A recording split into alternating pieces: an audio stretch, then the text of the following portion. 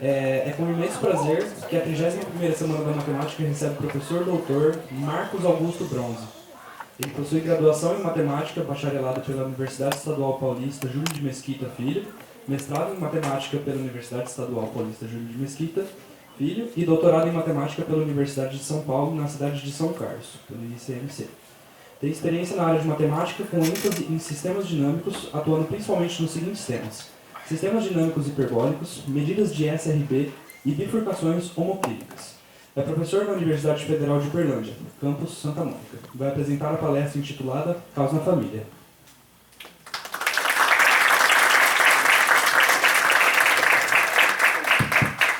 Boa tarde a todos. Agradeço o convite pela Andréia, pelo Juliano também, pelo Márcio. É sempre bom estar aqui onde eu me formei.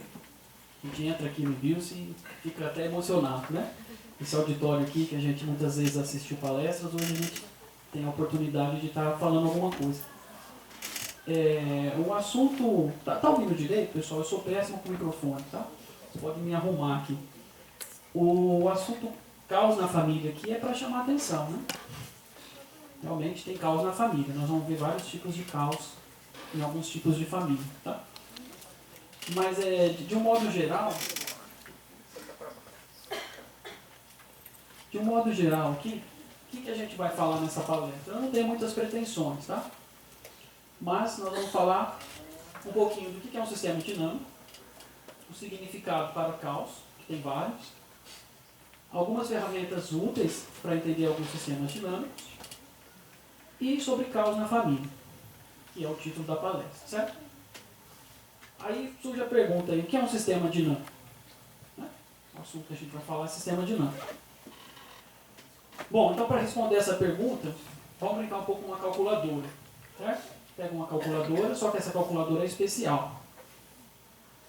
Ela tem as operações normais aqui, só que ela tem seno, cosseno e essas duas funções aqui, certo? O que a gente faz aqui? Põe o número 1, digitar o número 1, e aí a gente vai clicar, primeiramente, na função seno, tá? Função seno. Então vamos sair clicando nessa tecla, e o que acontece quando você sai clicando seno de 1? Seno de 1 dá esse número aqui, e essa calculadora também ela tem restrições, né? Ela tem só algumas casas decimais aqui. E aí o que aparece na tela, né? Se você clicar de novo aqui em seno, o que acontece? Então pega a calculadora e sai clicando no seno. Aí dá esse outro número. Se você clicar mais uma vez, esse outro número. Se você clicar de novo, chega no zero. E se você ficar clicando, vai ficar sempre zero, porque seno de zero é zero. Certo? Resposta sempre zero. Então vamos continuar brincando com essa calculadora. Vamos apertar agora outra tecla que é a cosseno. Pega a calculadora, põe o número 1 novamente, vamos apertar cosseno. Cosseno de 1, esse número. E novamente a gente continua apertando aqui. Aí o cosseno desse número resulta nesse e continua clicando. O que acontece se a gente continuar clicando o cosseno desse número? Ele vai ficar preso. Vocês viram aqui que repetiu já 2 vezes, né? Ó, termina em 15 ali, você aperta mais uma vez e repete. Né? O que será que está acontecendo aqui? Que fenômeno é esse? Fica fixo nesse ponto. Agora eu vou usar outra função dessa calculadora, que é o elevar ao quadrado aqui, certo? Vou colocar o número meio e vou sair clicando aqui o meu elevar ao quadrado. Eleva ao quadrado, dá este número. Eleva de novo, mais uma vez, e vai elevando. E vai elevando, até que chega no zero. E aí 0 ao quadrado é 0, novamente a gente ficou preso no zero. Será que vale com todo número? Né? Peguei o meio aqui. Se eu pegasse o número 1, ia ficar no 1 sempre, certo? Se eu pegasse o número 1,5, o que será que aconteceria, certo? Fica preso no zero. Agora vamos usar outra função, que é a raiz quadrada, no mesmo meio. O que será? No elevar ao quadrado foi diminuindo. O que será que acontece na raiz? Vai clicando, vai crescendo. vai crescendo e clica muitas vezes, né? A raiz vai devagar. Depois de clicar pelo menos 6 vezes, cai nesse número e finalmente vai para o 1. E aí raiz de 1 é 1 e fica preso no 1. E agora tem uma calculadora especial, certo? Essa calculadora era muito básica, eu resolvi colocar uma calculadora com 2 teclas especiais aqui. Primeiro essa tecla aqui. O que essa tecla faz?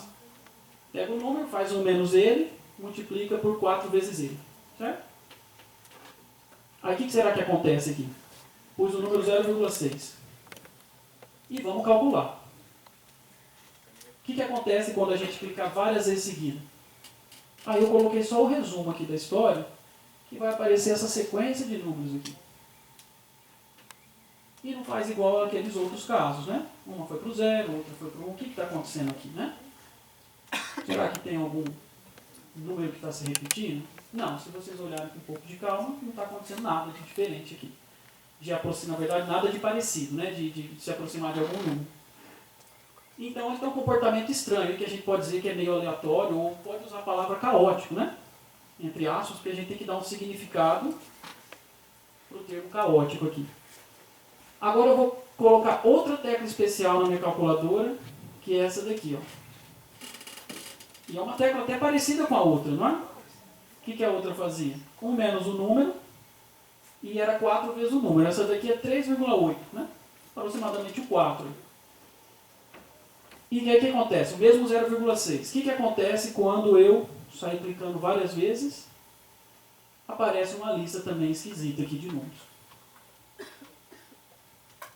Mas essa lista é muito esquisita.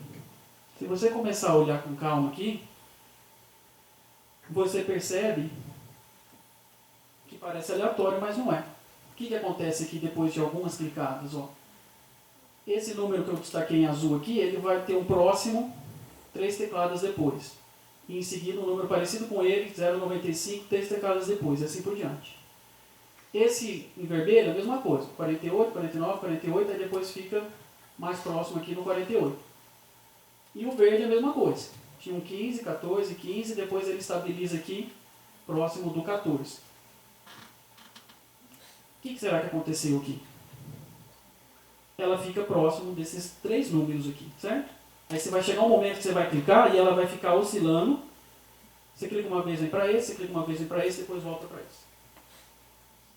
E era muito parecido, né? Essa tecla é muito parecida com a outra. O que será que aconteceu aqui? Que conclusões a gente pode tirar desses experimentos com a calculadora? Primeiro, essa tecla especial, estou falando das teclas especiais, tá? Essas 2 últimas teclas especiais.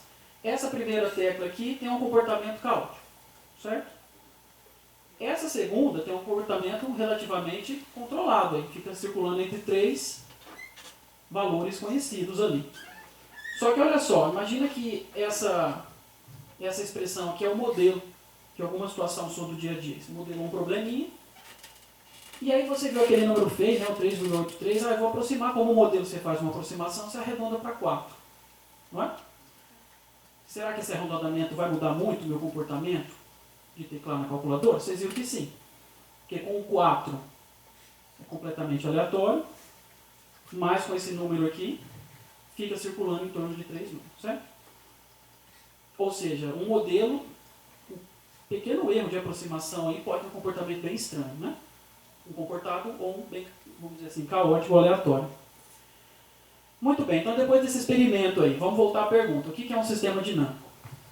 Né? Por que a gente fez a brincadeira com o calculador? Para tentar trazer a ideia do que é um sistema dinâmico. O sistema dinâmico aparece aí diariamente na previsão do tempo. No celular, antigamente era na TV, né? Tem aplicativo, mas enfim, usei aqui um modelo um pouquinho mais antigo, que é a previsão do tempo. O que aparece na previsão do tempo? Aparece a pessoa falando, ela põe lá um mapinha e aparece essas flechas aqui que está dizendo o movimento das correntes de ar, né, das massas de ar, certo? Esse monte de flechinha aqui, ó. Então ele está tentando dizer que o ar aqui vai fazendo esses percursos aqui, certo? Aí eu pergunto, o que acontece se eu soltar um balão em algum lugarzinho aqui? Né? Um balão, o que vai acontecer? Porque tem essa representação aqui, o que acontece? Então se eu soltar um balãozinho aqui, ó, mais ou menos imaginar que essas flechinhas estão empurrando, né? Ele vai fazer esse percurso aqui assim, ó. Né? Mais ou menos esse percurso. Então, se você tem assim um mapa de direções, né? Para onde está indo o vento, onde ele empurra as coisas, você tem uma ideia de onde vai esse objeto aqui. Tá? Isso é um tipo de sistema dinâmico, certo? Tipo de sistema dinâmico que a gente vai definir mais precisamente. Essas flechinhas aqui são campos de vetores, porque são vetores, né? São vetorizinhos, é um campo de vetor. Então vamos lá. Nós temos dois tipos principais. Na verdade tem vários, né? Conceitos de sistemas dinâmicos, mas o que é os dois mais utilizados, mais trabalhados assim, são os discreto e o contínuo. Mas o que será que é discreto e contínuo? O do balãozinho, quando você solta o balão, ele percorre continuamente um percurso, certo? Se você olhar para uma torneira pingando, você pode pensar o que acontece a cada gota ou a cada segundo, né? Então, você pode pensar num tempo contínuo ou num tempo discreto. Essa aqui é a filosofia. O discreto a gente define simplesmente por uma função em um conjunto. Só que a função vai do conjunto nele mesmo. Pega um conjunto qualquer, uma função, e isso é um sistema dinâmico. E o tempo ser discreto significa que nós estamos olhando números inteiros, como eu disse da torneira. E os contínuos, eles têm que vir de uma equação. Bom, tem várias maneiras, estou dando uma definição aqui. Eles provêm de uma equação diferencial. Esse F aqui é o que a gente chama de campo de vetores, que seria aquele mapa dos ventos, né? O campo de vetores, você acha soluções daquele campo de vetor, dessa equação, na verdade, coloca o campo aqui. Cada solução dá uma trajetória do balão. Então, se eu der a posição do balão onde ele está num instante, num determinado tempo, a solução diz para onde esse balão vai, se eu conhecer o campo, certo? Mas eu trabalho, vou apresentar aqui, eu vou focar mais no discreto, tá certo? Exemplos aqui. Aquela funçãozinha seno, que a gente saiu clicando, certo? Você olha, função seno, eu não coloquei lá o número 1, saí clicando. E aqui um exemplo de um sistema bem simples, né? DXDT, gera soluções aqui dessa equação, que fornecem trajetórias aqui. Aí, o que era aquele monte de ponto que aparece quando você vai clicando, aquele monte de valores que aparece quando você clica a calculadora? É a órbita do 1 para essa função. Pega 1, clica, gera uma órbita, tá certo? Então, a órbita tem dois tipos. A órbita para um sistema discreto e a órbita para um sistema contínuo.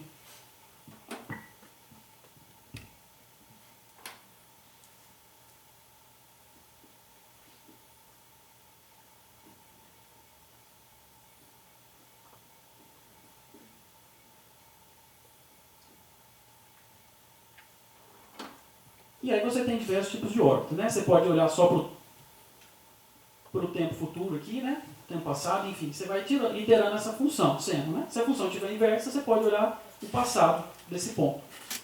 Então essa é a órbita aqui para um sistema discreto. O que é um ponto fixo? Quando você ficou calculando lá, pegou 1, clicou seno, ele não chegou no zero e o zero ficou parado? Chegou no ponto fixo, certo? Isso é um ponto fixo. Ponto fixo é um ponto P, tal que o F do P volta nele mesmo, fixou, no sentido do que se diz. E se ele demorar um pouquinho para voltar nele mesmo, o último caso da calculadora, que ficava entre 3, é um ponto periódico de período 3. Não pode acontecer dele demorar aqui N iterados, né, N clicadas na calculadora para voltar. Aí N é o período, é o primeiro ponto, é o primeiro iterado, que o ponto volta nele, certo? Porque, por exemplo, um ponto fixo, se você calcular 10 vezes, ele volta nele, mas basta clicar uma, certo? O período é sempre o menor. E aí tem esses, eu vou colocar rapidamente aqui alguns exemplos, só para a gente entender, né? Essa funçãozinha aqui, o f de x igual a menos x, o que será que é um ponto fixo dessa função? Troca o sinal.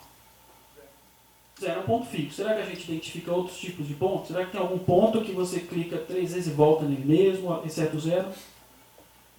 Por exemplo, pega o número 1. Quem que é o f de 1? Menos 1. Se clicar de novo, o menos 1 volta a ser 1. Então, todo ponto dessa função, exceto 0, tem período 2. 1x ao cubo, o que será que acontece? Quais são os pontos fixos dessa função? O 0, tem outro. 1 e menos 1, certo? Será que tem outro ponto fixo? Basta você resolver a equação. Você resolve uma equação. Você resolve aqui, ó, estou procurando ponto fixo. Procurando ponto fixo. Você resolve a equação. Quando que o x ao cubo volta para o x? Se você resolver essa equação aqui, as soluções são somente essas três que nós chutamos aqui, né? Não tem outras.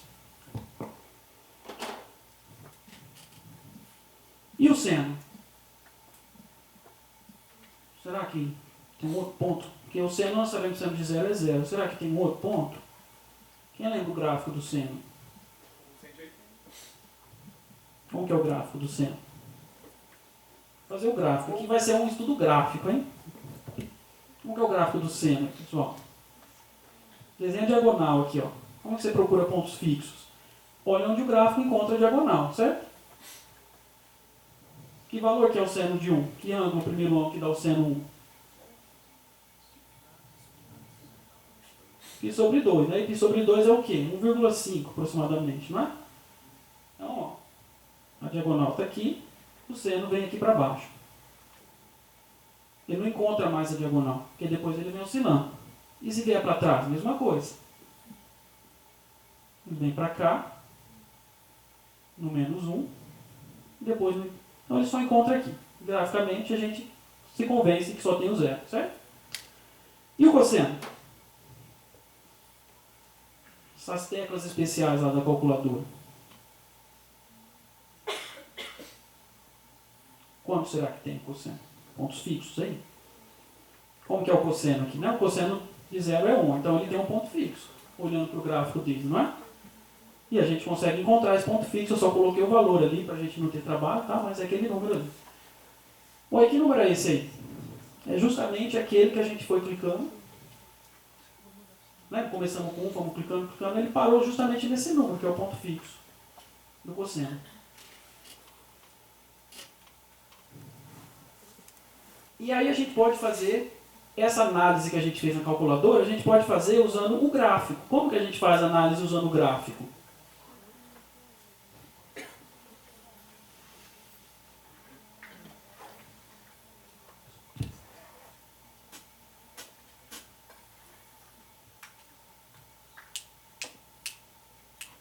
Você desenha aqui o eixo, desenha a diagonal.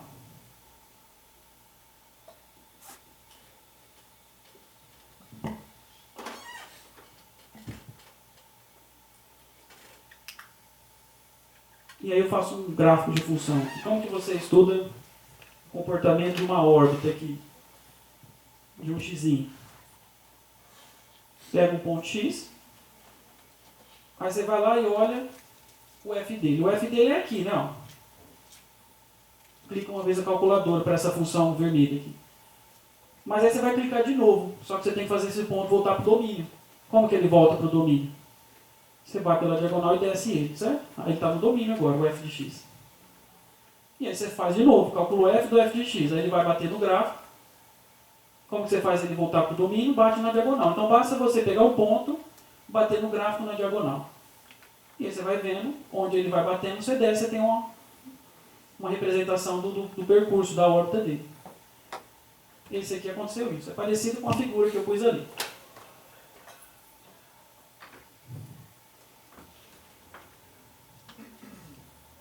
E você pode simplesmente olhar aqui nesse gráfico, né? Você olha aqui embaixo, você solta o ponto e vai marcando, como eu marquei aqui, ó, o x está aqui, depois ele vem para cá, depois ele vai para lá, e você marca com uma flecha, que é dessa forma.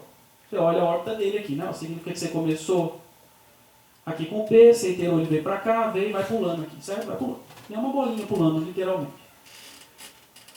Muito bem, aí aqui nós já vimos, então, como que fica essa função aqui. Como que seria a representação?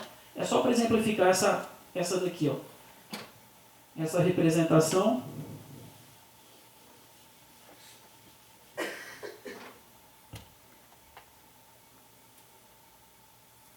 Como que são as trajetórias de qualquer órbita aqui. Bom, o 0 a gente sabe que não sai daqui, né?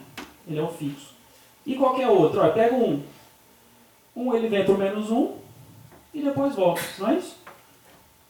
Então, qualquer ponto você faz isso. Ele vem para cá e volta. Não tem graça, né? Menos x faz de um lado do outro, fica pulando. Não vou fazer muitos aqui não, mas a gente pode trabalhar com essas funções que nós fizemos agora aqui, né? Vimos os exemplos. Olha só. O x ao cubo. Como será que é o x ao cubo? Esse aqui vale a pena fazer. Falei que eu não ia fazer, mas esse eu vou fazer aqui. Ó.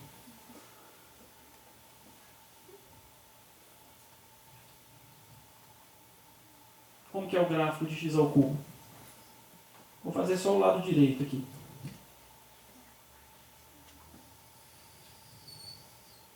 É isso aqui, né?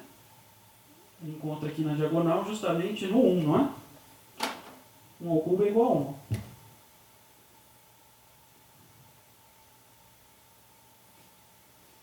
que será que acontece aqui? Se pegar um pontinho aqui, o que acontece? Ele bate no gráfico, vai para a diagonal. Gráfico diagonal. Se eu pegar outro. Qualquer ponto que eu pegar aqui, entre 0 e 1, e você fizer essa análise gráfica, ele vai parar aqui no 0, não é? E se você pegar um 1, fica parado, e se você pegar um maior que 1? O que acontece? Vou pegar até mais pertinho aqui, ó. Ele vai bater aqui no gráfico e vai embora. Tá? E dá para fazer análise do lado de cá também, né? Porque ele tem... Então, o que aconteceu? Os pontos dessa região aqui, desse intervalo aberto, vêm para o 0. Do lado de cá, eles vão embora por infinito. Certo? Então, o sistema dinâmico tem esse objetivo. Encontrar pontos fixos ou periódicos e entender esse comportamento de quem está aproximando de quem ou afastando. Certo? Isso que é a ideia de... Sendo bem simples aqui. A função seno nós já vimos, eu não vou fazer, é semelhante a esse daqui. E a cosseno tem aquele ponto fixo, né? Mas a cosseno vale a pena que eu fazer, porque é justamente aquele número que apareceu, não é?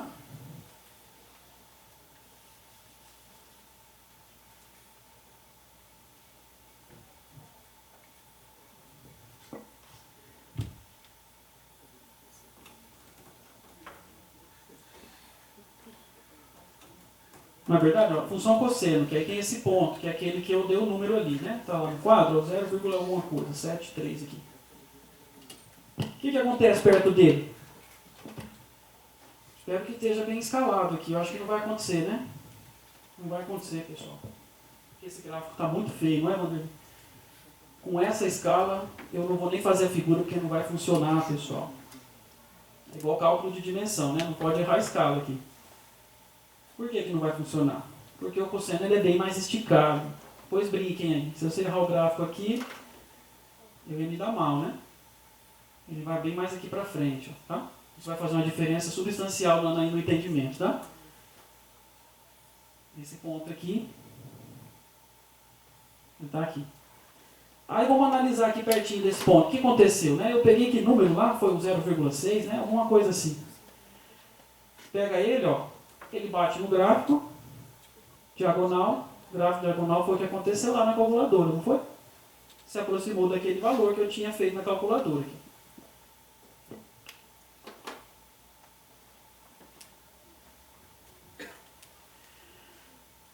E se eu usar a calculadora com essa função aqui? O que será que acontece? O 0 fica no 0, todo mundo já viu aí. O que será que acontece com qualquer número que eu colocar e sair clicando? Quem sabe me dizer? Se eu pegar o 1, clicar uma vez, ele vai para onde? Vai para o meio, não é? Se eu clicar de novo, ele não faz sempre a metade do número? Então, se eu pegar o 1, vai para o meio vai para o quarto vai para o oitavo, e todo mundo já sabe que vai parar no 0, não é? E se for para negativo? A mesma coisa, metade de menos 1 é menos meio, certo? Então você pode brincar com algumas funções. O 2x, o que será que acontece com o 2x? O 0 fica dividido. O 0 fica parado. E qualquer outro número vai embora, porque você vai dobrando, não é? Você dobra e vai embora. E o raiz de x? O que será que acontece com o raiz de x? O 0 fica no 0, 1 fica no 1. O que será que acontece entre 0 e 1? vai para 1, né? Porque quando você calcula uma raiz de um número entre 0 e 1, vai crescendo, né? Então, você pegar uma raiz e sair calculando, ou fazer análise gráfica, com um gráfico bem desenhadinho, hein? Todo mundo vai do 0, exceto o 0, né? Entre 0 e 1, todo mundo vai para o 1. E para cima do 1, o que será que acontece para números maiores que 1? Por exemplo, pega o 2. 4, vai, quanto é a raiz de 4? Raiz de 2. 1,41. Raiz de 1,41. Sei lá, 1,2, né? Vai diminuindo. Calculando raiz. A raiz se aproxima do 1 também. Ou seja, para a raiz o 1 vai sendo um ponto onde todo mundo se acumula nele. Né? E o 0, todo mundo se afasta, onde está definida a raiz. E assim a gente pode fazer análise para o x² também. Vou deixar aqui para vocês. E as nossas funções especiais aqui? Como que seria a análise gráfica dessa 4x aqui? Bom, é agora que a gente passa o grande risco de saber se vai funcionar o que a gente planejou.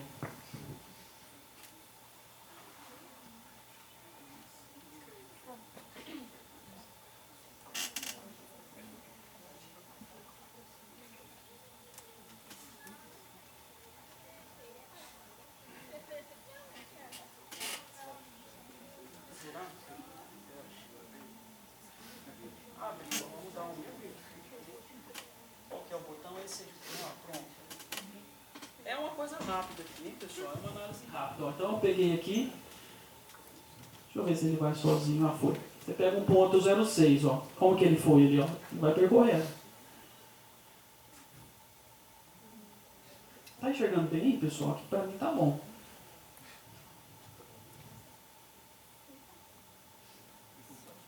Ele vai se espalhando. Eu acelerei um pouquinho, que ele se espalha, tá vendo? Se espalha. Acabou. Não tem muito o que fazer. Se espalha e vai ficando cada vez mais feio a figura, que ele vai se espalhando ali. Deixa eu ver se eu consigo outro.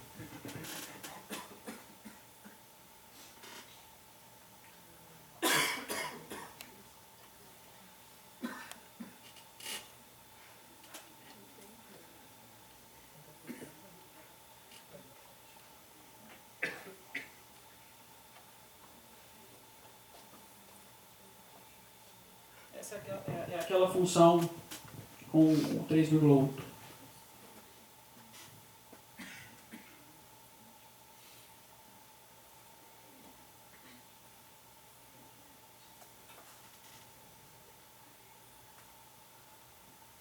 Ela vai passeando, né? Ainda um pouco dispersa, mas daqui a pouco começa a formar uma linha mais grossa ali, tá vendo? Tá vendo? Se aproxima dessa linha grossa que ficou azul e depois eu destaquei ela em verde aqui. Tá? Essa verde é justamente aqueles 3 pontos, né? O azul, verde e vermelho. São os 3. Aí ela fica ali presa naquela figura geométrica.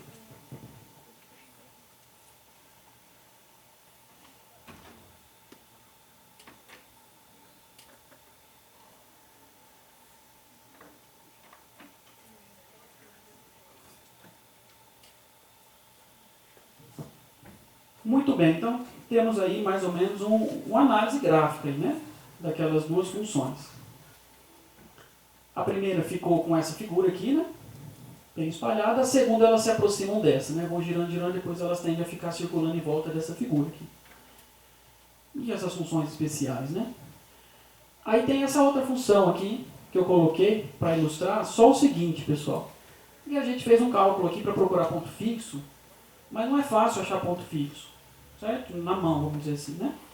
Por exemplo, essa função que é relativamente simples, para você achar ponto fixo sim, mas o ponto de período 2, como que você calcula o ponto de período 2? Você vê o x, quando você calcular f 2 vezes, volta nele, certo?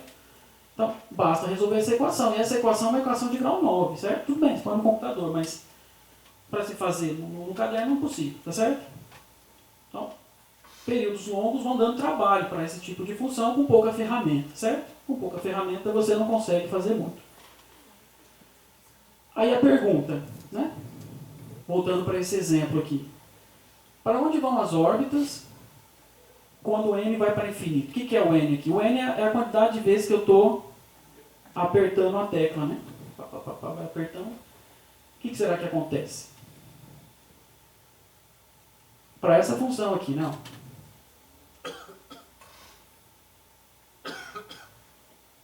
O que será que acontece? A gente viu, né? Fica espalhando. Para o x igual a 0, ele fica parado. E esse número aqui? Esse número aqui para aquela função especial é justamente o ponto fixo dela. Certo? Você calcular essa função no 3/4 aqui, volta a dar 3/4, tá? E eles ficam parados. E próximo a esses pontos, o que acontece? A gente não testou raiz de x, menos x, não viu que ponto fica voltando, alguns aproximam, alguns vão embora. Como que a gente faz para descobrir se esses pontos fixos, né? Porque o fixo é onde o camarada vai se aproximar ou vai embora, vai se afastar. O que você faz para determinar se esse ponto fixo vai afastar os pontos ou vai aproximar os pontos? O que será que você faz aqui? Calcula a derivada da função desse ponto e olha o que acontece aqui. Ó. No 0, dá 4. Nesse outro ponto fixo, dá menos 2. Não vou fazer o cálculo aqui, você pode fazer em casa aí. Será que o fato de dar 4 menos 2 tem algum significado? Né? Para essa função derivável aqui? É aí que surgem as ferramentas, tá certo? Usar a derivada, por exemplo, vai te dar uma informação do comportamento. Quais são as principais ferramentas que se usa aqui para começar a trabalhar com sistemas dinâmicos? O teorema do valor médio, a regra da cadeia, né, para a derivada, e propriedade de continuidade aqui, certo? Propriedade de continuidade. Então, para começar a trabalhar, quem vai fazer uma iniciação, temos vários professores aqui que trabalham com sistemas dinâmicos, né? O professor Márcio, aqui, Paulo Ricardo, Vanderlei, certo? Eles trabalham, claro, que mais aprofundado. Isso aqui é o começo, pessoal. Isso aqui é o comecinho da teoria. Né? Aí o que acontece ali, ó?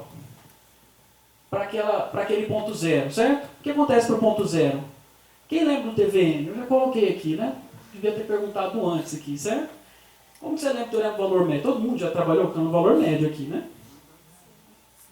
Ele tem esse enunciado, mas graficamente significa que se você fixar 2 pontos aqui no gráfico, fixa 2 pontos aqui, você sempre vai achar um ponto onde a reta tangente é paralela a essa daqui, certo? Isso é o teorema do valor médio, olhando uma figura. Só que ali a gente vai usar ele mais algebricamente. Então, a derivada aqui, ó. Aí o que acontece? Nós vimos que a f' no 4, no 0, vale 4, certo? O que significa? Se a sua derivada da sua função é contínua, que é o nosso caso, se deu 4, então perto do 0 ela fica próximo de 4, certo? Então esse C do teorema do valor médio é um número próximo, com derivada próximo de 4. Esse é o teorema do valor médio aqui, o que acontece? Para x próximo do 0 aqui, você compara a distância de f de x e f de 0, vai ficar maior do que 3 vezes o módulo de x. Ou seja, ela se afasta. Porque multiplicar por 3 você está afastando, certo? Então, é uma maneira de usar aqui. E o que a gente pode concluir com isso? O que eu disse, né? Se você começar a clicar esse x próximo de 0, ele se afasta, que foi o que nós fizemos lá, certo? Começa a clicar próximo de 0, ele se afasta. E nessa função seno aqui?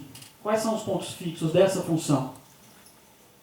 Eu multipliquei por meio aqui só para ficar na hipótese do teorema. É parecidíssimo com o seno, só que é um pouquinho mais baixo, né? Multiplicar por meio dá uma comprimida. Continua tendo só o 0 aqui de ponto fixo, certo? A derivada no 0, que é o único ponto fixo aqui, quanto que dá? A derivada de meio seno é o cosseno, né? O cosseno de 0 é 1, então dá meio. Aí o que acontece? Então não é maior, o outro era 4, aqui é meio perto do 0, no 0. Então perto do 0, a derivada ainda fica perto de meio, que é menor do que 1. Aí você começa a usar novamente aquele mesmo argumento do teorema, e as órbitas se aproximam do 0. Tá? Pela mesma conta anterior aqui. Em vez de ficar maior, aqui vai ficar menor do que metade de x. E assim você vai calculando, ela vai se aproximando. Certo? Então é assim que se usa as ferramentas. Tá? Claro que isso aqui você tem proposições que generalizam esse tipo de fenômeno aqui. Certo? Então, olha só. Esses 2 exemplos que eu coloquei aí, a derivada deu 4, né? A outra deu menos 2. Essa deu meio.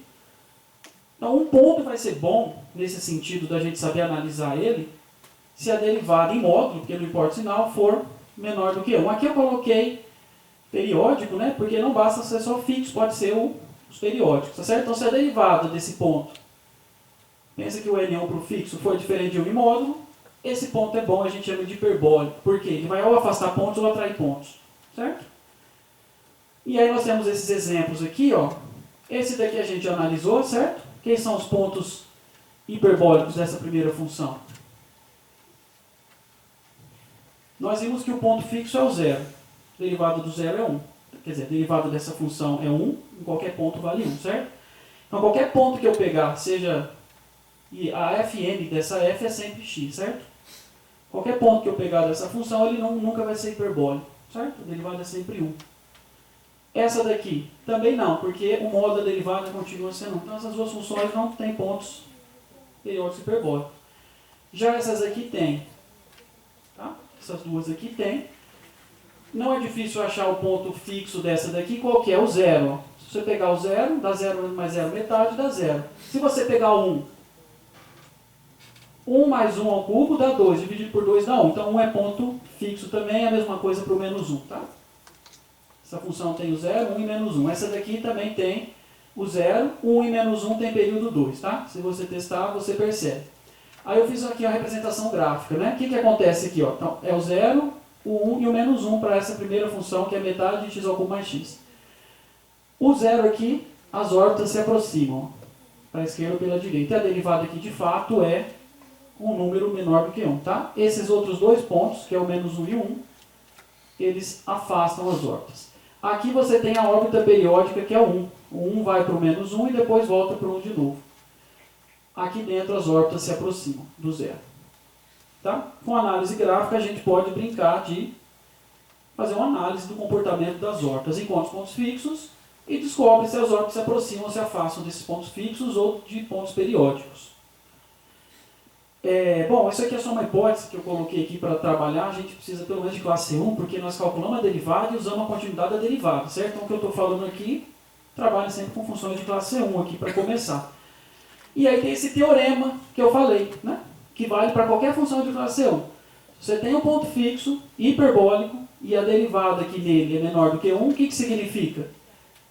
Que todas as outras órbitas numa vizinhança aqui ou perto dele se aproximam dele, igual a gente viu nos exemplos, certo?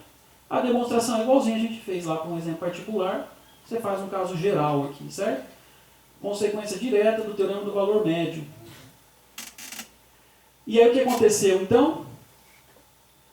Um ponto vai ser positivamente assintótico para P se acontece esse fenômeno da calculadora. Você começa a apertar, apertar, se ele vai parar lá no seno, ele vai parar no zero, ele é positivamente assintótico para o zero. E o conjunto dos pontos que se aproximam do zero lá para o seno tem um nome especial, que é a variedade estável. Os pontos que se aproximam de π, certo? Para o x ao cubo aqui, quem será que é a variedade estável? Nós tínhamos desenhado aqui, certo? Mas a variedade estável do ponto fixo zero aqui, quem será que é aqui? Quem lembra da figura no x ao cubo? Os pontos aproximavam ou afastavam do zero? Lembra? Você pegava o x ao cubo, ele passava aqui por baixo, né? Assim, ó. Você bate no gráfico, ele desce, ó. Então, zero é do menos 1 até 1 da variedade estável da função x ao cubo, certo? E o seno, qual será que é? Quem será que são os pontos que para o seno... Eu tenho um gráfico ali do seno, mas eu estou com medo de arriscar, porque é outro programa, tá? Eu vou fazer aqui no quadro para garantir. Já funcionou 2 vezes. Mas e o seno, pessoal?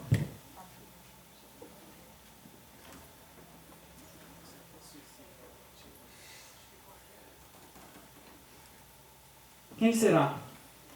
Ó, pega um ponto aqui. Ele não se aproxima? Nós não fizemos? Alguns pontos que se aproximam. Se eu pegar um ponto aqui, ele vem e já vai direto. Qualquer ponto que eu pegar do seno, ele vai cair nessa faixa entre menos 1 e 1. E daqui ele vai para o zero. Todo mundo vai para o zero. Tá? Obrigado. E qual que é o valor de f' do seno aqui, pessoal? Porque a seno não é a reta toda que se aproxima do zero. Qual será que é a derivada do seno no zero? A derivada do seno é o cosseno. mas o zero não é hiperbólico. Então, não ser hiperbólico também não significa que não atrai, tá certo? Né? Não é uma condição necessária o suficiente. Muito bem. E aí, da mesma forma, ó, entre esses pontos que são hiperbólicos, como a derivada é diferente de 1, você tem os que são menores que 1, os que são maiores do que 1. Quando a derivada é menor do que 1, ele é um atrator, ou pulso. E aquele teorema que a gente falou fornece o que, pessoal? Garante que próximo daquele ponto todo mundo se atrai, certo? Então ele garante a existência desse conjunto estável. E semelhante por outro lado, né? Se ele é assintoticamente... Perdi aqui, acho que eu passei para trás. Não, tá certo. Se no passado, é porque é difícil a gente falar que o cara se afasta, né? Que o ponto pode se afastar do zero e depois voltar lá perto. Né? Se afastar do zero não significa que ele se afasta para sempre. Mas significa que no passado ele se aproxima. Certo? Então essa aqui é a ideia. Então você olha o passado do ponto. Se no passado ele se aproxima de um ponto fixo, quando você vai para o futuro ele se afasta de alguma forma. Tá? Por isso que você tem que mudar aqui, olhar para trás. E aí você define um conjunto instável, os caras que se afastam. E tem um teorema semelhante àquele anterior. Se a derivada é maior do que 1, você consegue um intervalinho aqui próximo do ponto onde todo mundo se afasta. Vai saindo desse intervalo. Muito bem. Ele é chamado de repulsor ou fonte. E por que esses pontos fixos, periódicos, são importantes?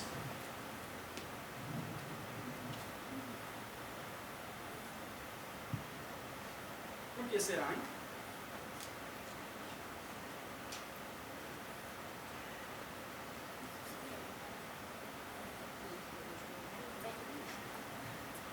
Nós vimos aqui. Porque nesses exemplos que a gente trabalhou, inclusive com a calculadora, os pontos se aproximam dos pontos fixos, ou se afastam deles, certo? Outros periódicos. Então, entender um ponto fixo periódico e perto dele, você tem um comportamento do seu sistema. Certo? Eu já falo sistema, que são sistemas dinâmicos aqui. E aí aparece a família quadrática, né? Lembra que eu falei o primeiro exemplo de família? Aquelas funções que a gente trabalhou na calculadora, a família quadrática são funções dessa forma, uma constante x1 menos x, certo? O que a gente fez aqui? A gente estudou dois parâmetros dessa família. O mi era igual a 4 e aquele 3,8 mais dois números, que eu não decorei. Olhamos dois. E nós vimos que elas têm dois comportamentos. Muda um pouquinho o mi, tem dois comportamentos bem diferentes, certo? Então eu vou colocar aqui alguns resultados, eu não vou aprofundar muito, porque nós já falamos de dois exemplos importantes aí, que é o Mi 4 e aquele 3,1. Mas assim, eu vou colocar um resumo aqui, eu vou passar um pouquinho rápido, eu queria chegar um pouquinho mais longe. Quem são os pontos fixos dessa função? Você calcula aqui no braço e acha esses aqui. O f do 1 é zero, porque 1 é raiz, certo? Não, 1 é raiz e o 0 é raiz. Ela tem duas raízes, é uma parábola, certo? Com gravidade para baixo. Se o mi é maior do que 1, esse ponto está no intervalo entre 0 e 1. E o que acontece se o x está fora? Eu vou colocar aqui, me arriscar de novo, uma figura.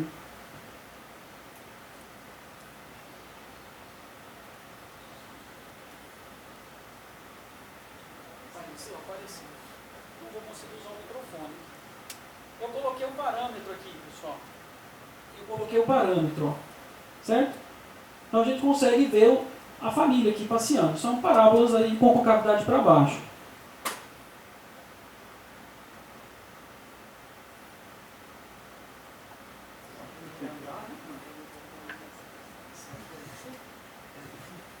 Uma hora vai falhar, né? Agora. Então, ó, cadê o parâmetro 4? Ó? É justamente, ó, o parâmetro 4 é justamente quando ela encosta lá no quadradinho, né? E o 3,8 ela está para baixo, um tequinho para baixo, tá vendo? Isso faz uma diferença substancial. Só que a gente consegue entender bem essa família entre 1 e 3.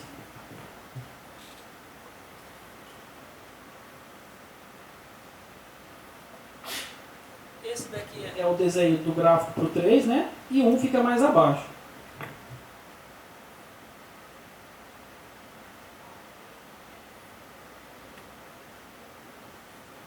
É justamente onde ela tangencia ali a origem, certo?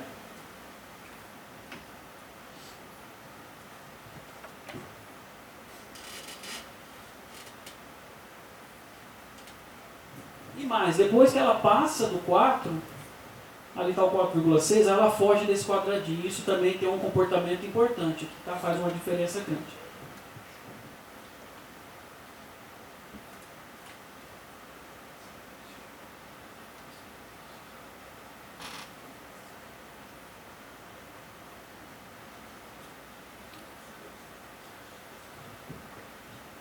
Então vamos lá, ó. Aqui não dá, né? Isso aqui é assunto para estudar, é uma iniciação científica, tá, pessoal? Vou colocar só um resuminho aqui da história. Ó. Então, ó, o que acontece quando o parâmetro é maior do que 1? Fora do intervalo 0, 1, todo mundo bate na diagonal e vai embora, vai todo mundo para menos infinito. Então o que interessa é olhar dentro do quadradinho, certo? O que acontece dentro do quadradinho? E o que acontece lá dentro? Como eu disse, se você tiver entre 1 e 3, ela tem um ponto fixo, você sabe calcular a derivada, ele vai ser repulsor. Tá? O que é ser repulsor? Os pontos se afastam dele. E todo mundo, do intervalo, exceto o 0 e 1, que são fixos, se aproximam desse... Não, o 0 e 1 não, né? O 0 e 1 são raízes, mas o 0 que é fixo se aproxima desse outro ponto fixo. Que é essa brincadeira aqui. Né? Você sai batendo, eles se aproximam do ponto fixo. O caso entre 1 e 2, eu represento nessa figura, e tem o caso entre 2 e 3. Esse caso entre 2 e 3, pessoal, dá para fazer uma análise delicada, eu não vou fazer aqui porque eu avancei um pouquinho no tempo, mas não é difícil você ver que esse intervalo azul bate e vem para o lado de cá. Esse intervalo bate e cai aqui no meio. Todo mundo que cai aqui no meio, você estuda os dois lados, eles vão se aproximar do ponto fixo, tá? Não é muito difícil, mas enfim, aí a gente estuda todos os casos, exceto o caso 2, que fica como exercício também. Mais um exercício para todo mundo aqui. E os demais parâmetros acima desse 3? Bom, se você tiver entre 3 e 4, lembra? 4 é onde ela bate no quadradinho, certo? Nós vimos que dá trabalho. Se você fizer, em vez de 4, 3,8, mudou o comportamento. Porém, acima de 4 a gente sabe trabalhar muito bem, tá certo? O que acontece acima de 4? Nós vimos na minha figura lá, que o gráfico passa para cima do quadrado. E aqueles pontos que estão aqui, ó, nesse intervalo, que são os que quando você der uma vez passaram para cima da linha do quadrado, que seria 1, o que acontece se você analisar? Eles vêm para a diagonal e vai embora. Então, o ponto que está aqui nesse morrinho, né, que bate a primeira vez nessa parte, eles vão embora do conjunto. E aí você começa a fazer esse estudo. Será que tem outros pontos que vão bater e cair aqui? Aí você pergunta, quais são os pontos que caem aqui? Você pega a imagem inversa desse conjunto e pergunta quais são os pontos que permanecem lá. Você calcula uma imagem inversa, você acha mais dois intervalinhos. Justamente hoje, curiosamente, numa banca que eu participei, apareceu esse conjunto aqui, certo? Se você procurar uma pergunta, quem cai naquele intervalinho, você vai encontrar dois intervalos. Se você perguntar quais são os dois, quais caem nesses dois intervalos, são 4 intervalos. E aí o que acontece? Vai aparecer um conjunto dos pontos que fogem desse retângulo aí, desse quadrado. Que são justamente a formação de um conjunto de Cantor. Certo? Então, essa família quadrática faz aparecer um conjunto de Cantor. Alguém já ouviu falar do conjunto de Cantor aqui? Quem vai fazer análise 1, né? Algum momento vai ver o conjunto de Cantor, você constrói assim, ó, você pega o intervalo, divide em 3 pedaços e tira o do meio. Pega cada um desses dois que sobraram, divide em 3 partes e tira o do meio. E assim por diante. Vai tirando. Quando você tirar, vai sobrar uma poeirinha aqui de pontos, certo? O mesmo acontece naquela família quadrática, se o I for maior do que o 4. Mas não é só maior do que 4, você precisa de um pouquinho mais, tá certo? Aí o conjunto de Cantor, que é esse que apareceu, ele tem essas propriedades. Ele é um conjunto fechado, totalmente desconexo e perfeito aqui. Ou seja, todos os pontos se acumulam nele mesmo, né, no conjunto, não fora dele. E aí temos um teorema aqui, ó, que não basta ser maior do que 4, tem que ser maior do que 2 mais raiz de 5. Você prova não com muita dificuldade que aquele conjunto de pontos que fogem, usando aquela família, os que permanecem dentro do quadrado, ele é um conjunto de Cantor, tá certo? E tem a ver justamente com a derivada ser maior do que 1. Todo ponto tem a derivada maior do que 1, todo mundo é repulsor.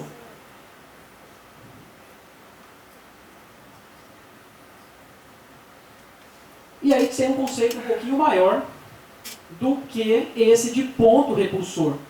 Porque esse conjunto de Cantor que sobrou para essa família quadrática, todos os pontos são repulsores. Todos os pontos sendo repulsores e dá o nome para o conjunto ser um conjunto repulsor. Tá? Na verdade, dá o primeiro indício para a definição. Tá certo? Se for maior do que 1, repulsor. Se todos os pontos tiverem derivado menor do que 1, é um atrator hiperbólico. E, em particular, aqui, para essa família que a gente acabou de trabalhar, né? família quadrática, se o número for maior do que esse número, então ele é um repulsor hiperbólico. E aí aparece o famoso repulsor, ou atrator, né? Depende da formulação, que é o atrator de Lorentz aqui, certo? Todo mundo já ouviu falar do atrator de Lorentz? Lorentz, eu tenho que colocar a data, porque eu nunca memorizo data, 1963, ele elaborava um modelo que tentava prever o tempo, tá certo? E ele foi simplificando, igual a gente simplificou a família quadrática lá, foi, ele não aproximou 3,8 para 4, aí ele fez umas aproximações lá, e o que aconteceu? Ele via que se ele colocava pontos aqui muito próximos, desenhava a trajetória desse ponto, ele fazia esse percurso maluco. E se você colocava um outro ponto próximo desse daqui, eles iam se afastando, certo? Claro que ele não tinha a figura, né? Eu coloquei a figura porque é uma imagem famosa.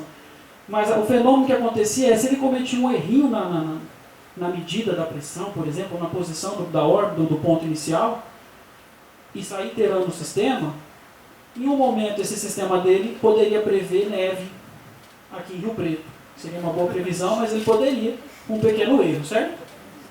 Ou seja, vai longe do que você espera. O seu modelo pode estar ruim, tá certo? E esse modelo dele tinha esse fenômeno, tá? E aí, tem uma história, né? Porque quando você plota o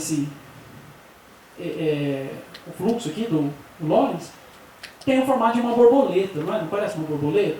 Aí surgem umas histórias aí por trás dessa figura, né?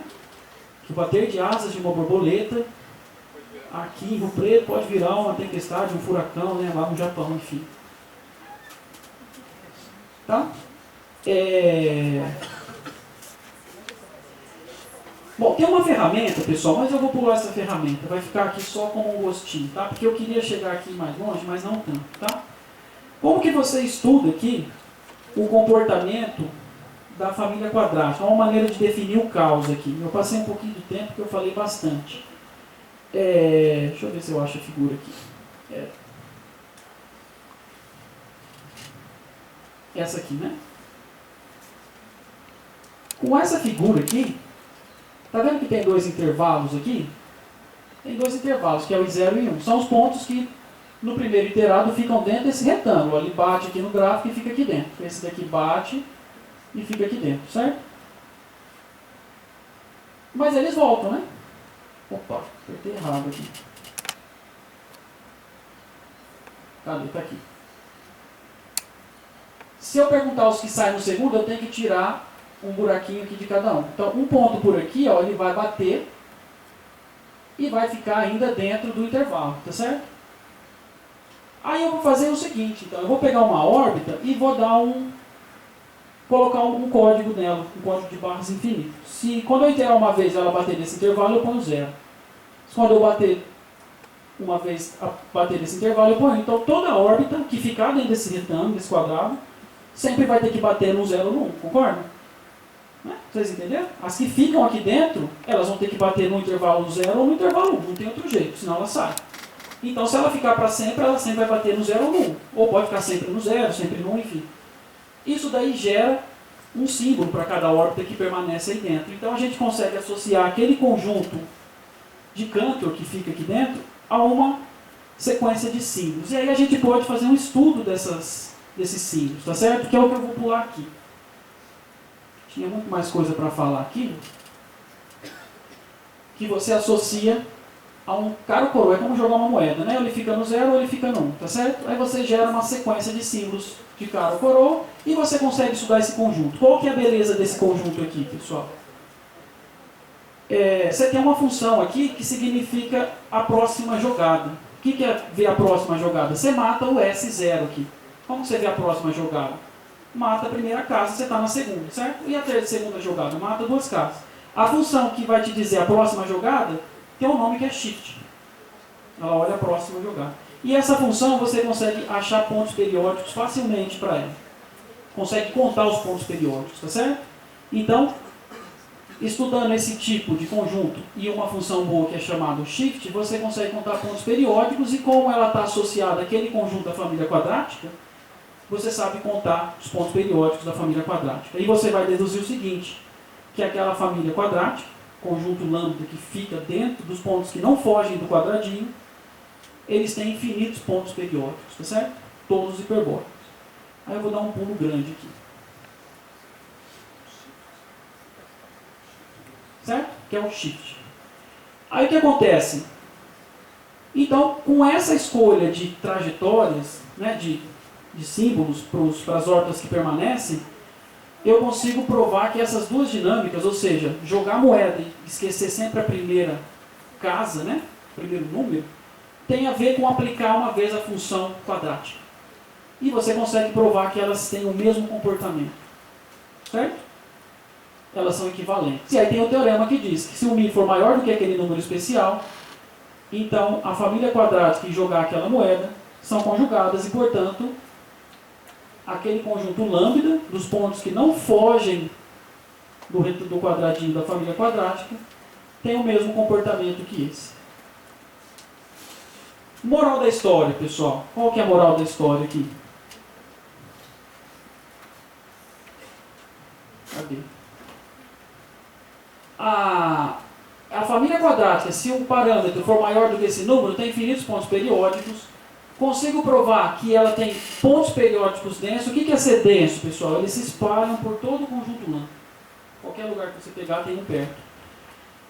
E existe uma órbita densa. Isso daqui é uma conversa para outra história, né? Tem uma órbita que passeia perto de qualquer ponto. A trajetória dela vai perto de qualquer ponto do seu conjunto. E aí vamos à pergunta, que era a última pergunta que a gente ia responder. O que é caos para vocês? Vamos falar caos. Vou perguntar para você o que é caos.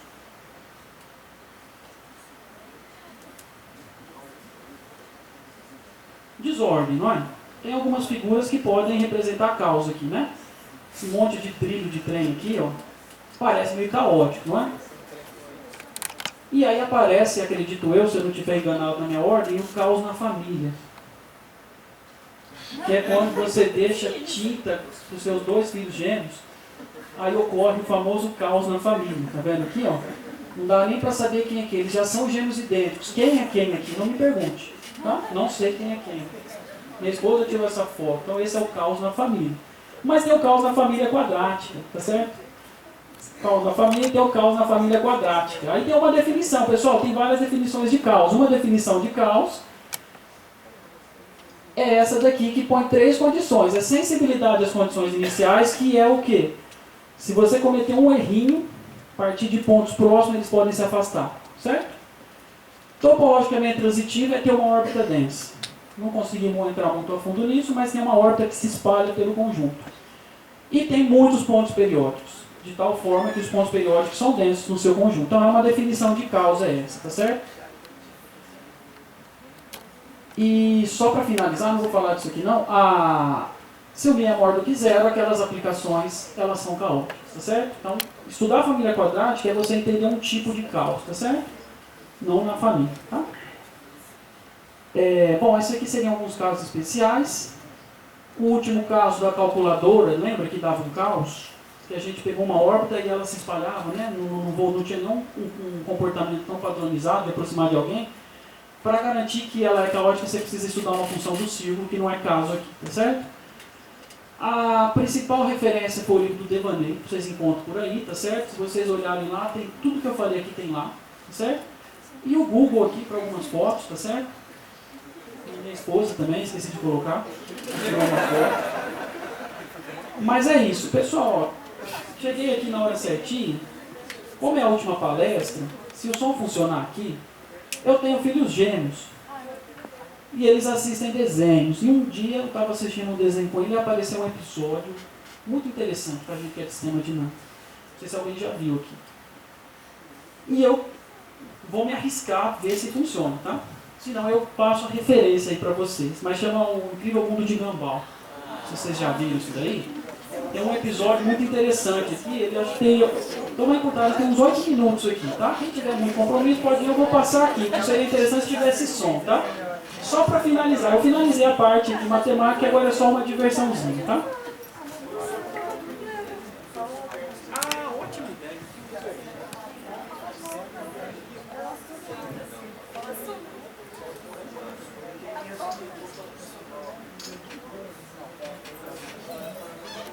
Bom, acho que tá bom, não vou nem me arriscar a mexer da Zoom aqui.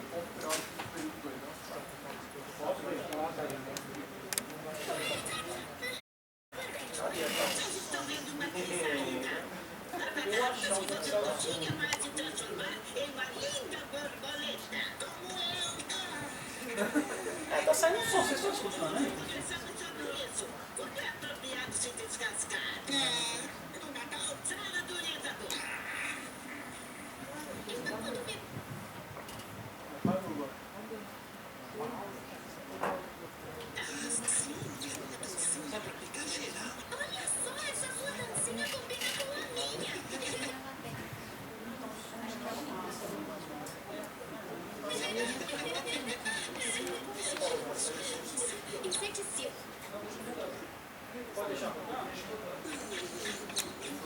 O começo aqui realmente não interessa muito, daqui a pouco fica interessante.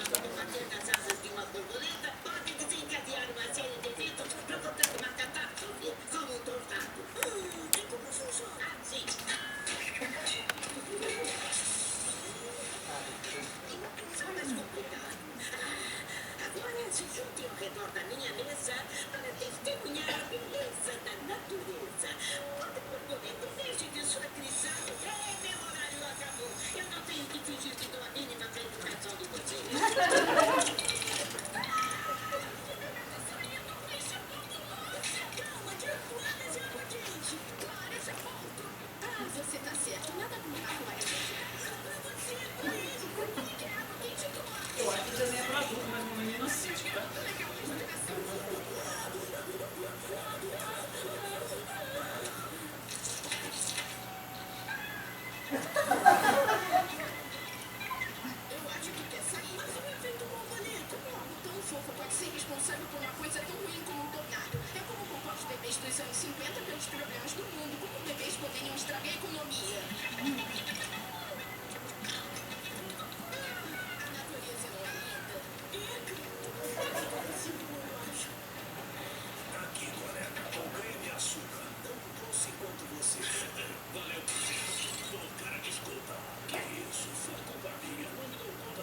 Às vezes, essa manhã mesmo fui fazer cafuné no meu filho e ele atravessou o chão e ele também. Sim, igual pra gente da China, pegaram o próximo avião pra casa.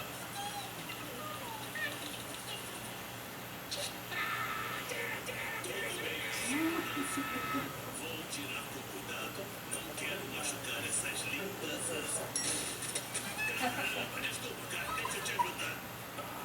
Tranquilo, não vou nada. Desculpa. Liga não, cara, é só um cortezinho.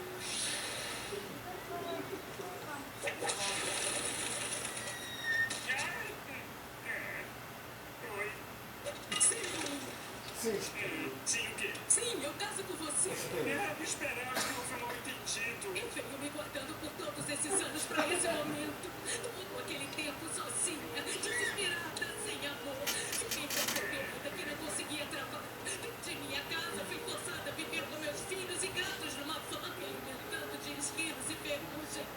Mas tudo valeu a pena. Só por esse momento. Falando isso, Que foi? Mudou de ideia? sim, mágica do sumiço. Moleque, eu tô do mesmo lado da rua que você. Eu vi você se escondendo no latão.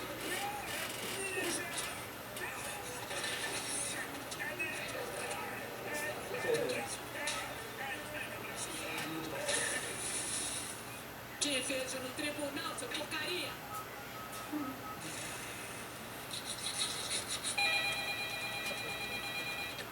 Central de atendimento, em que posso ajudá-la? Meu último noivo acaba de me abandonar. Preciso dos detalhes para ajudá-la. Sei que meio estranho, mas seu nome eu não sei dar. Desculpe, tem que aguardar. Central de atendimento, em que posso ser útil? Jacaré maluca quer comigo se casar. E o que ela tem que te deixa tão nervoso? 87 dentes e um traseiro de desgaste. Desculpe, tem que aguardar. Central de atendimento, em que posso ajudá-la? Preciso de ajuda pra poder ficar de pé. Você tem uma esposa ou alguém que se preocupe? Eu não essa oferta, eu te pago picolé. Central de atendimento, em que posso ajudá-la? Voadora, vem eu aqui. Peço que não grite, nisso eu insisto. Eu pago seu salário, então sou eu quem manda aqui. Atendimento, qual é a sua crise? Um acidente de trabalho me deixou no chão. Aguarde o socorro, não deixe que lhe pisem. Só que a minha cabeça tá coçando de montão. Desculpe, tem que aguardar. Sim, minha senhora, eu encontrei seu noivo. Quem é senhora? Esse serviço é furar. Eu faço o possível, não precisa ser tão rude. Eu já estava em casa se tivesse me atinhado. Central de atendimento. Jacaré maluca? Eu não sou maluca, sou sempre da falta. Alguém me coça. Eu vou ligar de até na rua. Peraí, esse é meu pai. Não, pra mim já chega. Faça educar, procure outra coisa. Faça posar e arrume uma esposa. Isso é uma droga, eu quero açúcar.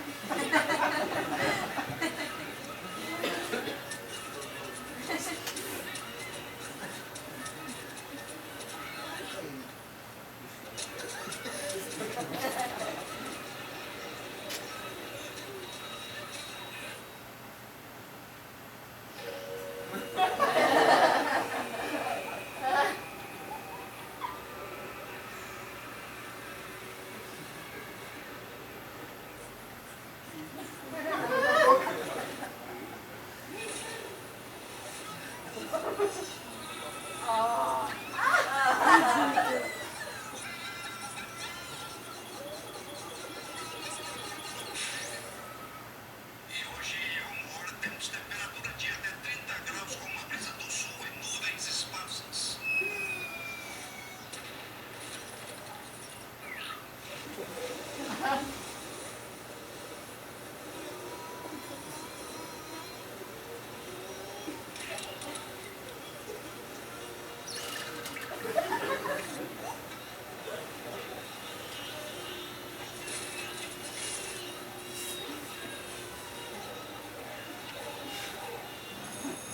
Certo, acabou o recreio. Não estou aqui de fazer chamada. Quem estiver ausente, levante a mão. Bom, onde está a borboleta? Senhorita, fizemos a coisa certa e soltamos a borboleta. Seus tolos, vocês liberaram o poder destruidor da borboleta do mundo. Salve-se quem puder. Peraí, professora. Acha mesmo que uma borboletinha poderia... Ei, olha ela aí. Voltou pra dizer um oi. Ah, ela é tão fofa. Como algo tão pequeno pode destruir uma cidade inteira?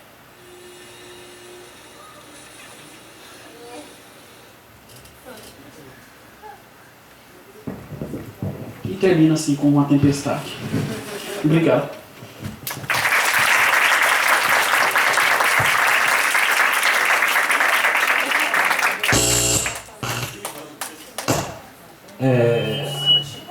Alguém tem alguma pergunta para o professor? Não? Então vamos agradecer ao professor novamente.